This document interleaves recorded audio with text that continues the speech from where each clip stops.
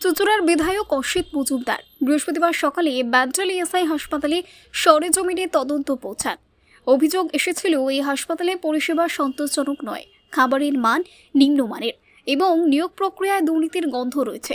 ঠিক সকাল 10:30 নাগাদ বিধায়ক হাসপাতালে চত্বরে পৌঁছান এবং একাধিক বিভাগ ঘুরে দেখেন।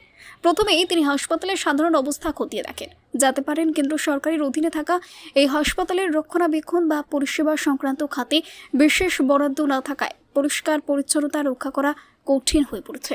বিধায়ক নিজে রোগীদের খাবার পরখ করে দেখেন ও বলেন, খাবারের মান একেবারে খারাপ নয়, বরং বেশ মানানসই। এরপরে তিনি সোজা যান হাসপাতালের সুপারের ঘরে। সেখানেই শুরু হয় নাটকীয় মোড়। বিধায়ক অসিত মজুমদার অভিযোগ তোলেন, হাসপাতালে একাধিক বেআইনি নিয়োগ হয়েছে, যেখানে যোগ্যতার বদলে কারো সুপারিশে লোক ঢুকছে। তবে সেই অভিযোগ তৎক্ষণাৎ খণ্ডন করেন হাসপাতাল সুপার।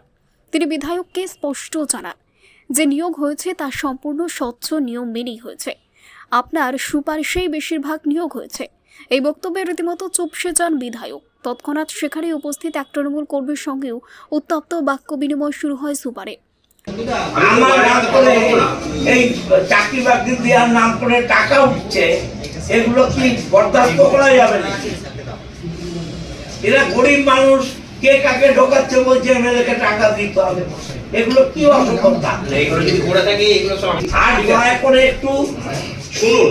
এই যে লাস্ট যে 10টা লোক আপনার প্যাডে ঢুকেছিল, আপনি তো চিঠি লিখে পাঠিয়েছেন, এইটা নিয়ে আপনার দলের লোক, আমি নাম করে বলে দেবো, এখানেই বসে আছে সে। আপনার নামে আমার নামে মুখ্যমন্ত্রী সচিবালয় চিঠি করেছে, লেবার কমিশনারের চিঠি করেছে, এবং এদের জন্য আমাকে লড়তে হয়েছে। করা হয়নি কিন্তু বলা যে যে আপনার নাম করেছি আমি, আপনার নাম আমি করেছি, যে লোক কাজ করছে, যারা যারা কাজ করে হয়েছে না, যারা কাজ করে আমি ঢুকিয়েছি, উনি ঢুকিয়েছেন, এমএলএ সাহেব ঢুকিয়েছেন। আমরা সুপারকে চিঠি না সুপারিশ চিঠি নয়, চিঠি আমার কাছে আছে। মুখ্যমন্ত্রী সচিবালয় চিঠি হয়েছে, লেবার কমিশনারের চিঠি হয়েছে, 4টে চিঠি আপনারা যারা পাঠিয়েছে। সূত্রের খবর, একাধিক নিয়োগের নামের তালিকা উঠে আসে, যেগুলোর সঙ্গে স্থানীয় তৃণমূল নেতৃত্ব সরাসরি যুক্ত। এমনকি কিছু নিয়োগ নাম ঠিকানাও খোলাখুলি বলা হয়, যেগুলো রাজনৈতিক সুপারিশ ছাড়া হওয়া সম্ভব নয়। সব মিলিয়ে বেআইনি নিয়োগের অভিযোগ খতিয়ে দেখতে গিয়ে বিধায়ক নিজেই পড়ে গেলেন নিয়মের ফাঁদে।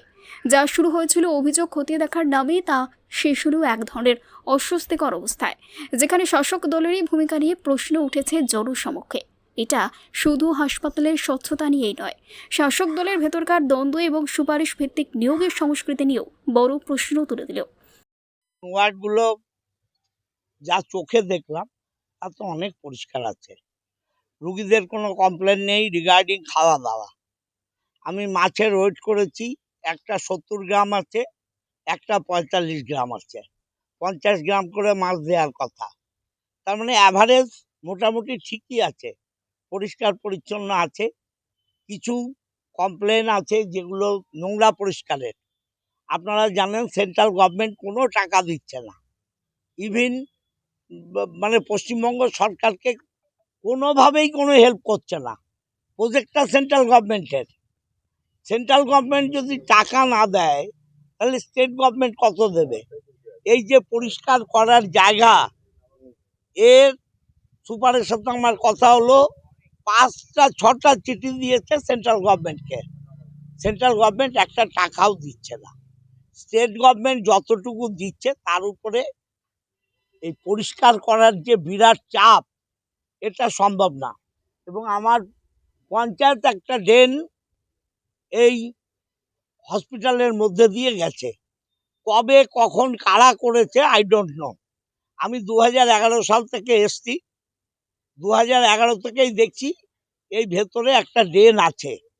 এই ড্রেনটা পরিষ্কার করা গেলে অনেকটা কাজ হবে, আমি দেখছি। ম্যানুয়াল জেসিপি দিয়ে এটা হবে না, ম্যানুয়াল এটা করা যায় কিনা। এমনি রুগীদের থেকেও কোনো কমপ্লেন পাওয়া যায়নি। অ্যাম্বুলেন্স নিয়ে একটা কমপ্লেন হয়েছে, যে অ্যাম্বুলেন্সের লোকেরা লোক নিয়ে গেলে কিছু পয়সা করি চাইছে। আমি সেটা ওয়ার্ড মাস্টারকে জানিয়েছি, ওয়ার্ড মাস্টার দেখবেন ফার্দার যাতে কমপ্লেন না হয়। মুহূর্তে দাঁড়িয়ে আছি একেবারে ব্যান্ডেল ইএসআই হসপিটালের কানে। এখানে চুঁচুড়ার বিধায়ক একটা খবর পান যে এখানে বিভিন্ন রকম একেবারে অনৈতিক কাজ হচ্ছে এবং এর ভিতর দিয়ে পরিষ্কার হচ্ছে না, ড্রেন গেছে এবং রুগীরাও বেশ কিছু অভিযোগ করে বলে তার কাছে খবর যায়। কিন্তু তিনি এখানে এসে সরজমিনে একেবারে তদন্ত করে দেখলেন এবং বিভিন্ন জায়গায় ওয়ার্ডে ঘুরে দেখলেন, একেবারে সম্পূর্ণ মিথ্যা বলে তিনি কিন্তু জানিয়ে দিয়ে গেলেন। ক্যামেরায় রূপমের সাথে জজবাত 24 বাংলা, ব্যান্ডেল, হুগলি।